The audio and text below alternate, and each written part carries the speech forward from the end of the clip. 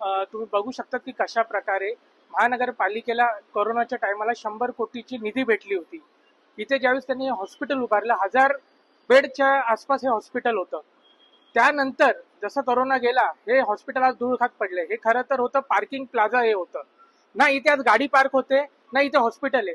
लोकांच्या कराच्या पैशाचा नुसतं यांनी चुराडा केलेला आहे, बाकी काही नाही केलेलं आहे। आज जर तुम्ही बघू शकतात की राजे शिवाजी हॉस्पिटलमध्ये लहान लहान पोरांचा मृत्यू झाला होता, तर ते इथे NICU बेड इथे ते उपलब्ध करू शकले असते, पण आज त्या गोष्टीला यांनी काही केलेलं नाहीये।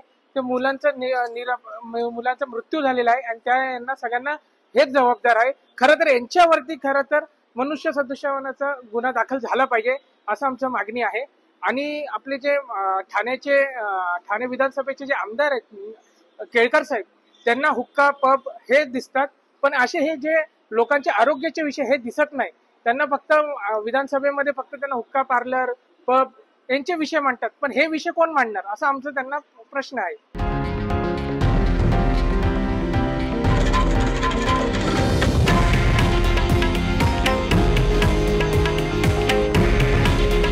हे आहे देशातील नंबर 1 न्यूज नेटवर्क आणि आपण पाहत आहात TV9 मराठी। काळजी तुमची, हित महाराष्ट्राचं।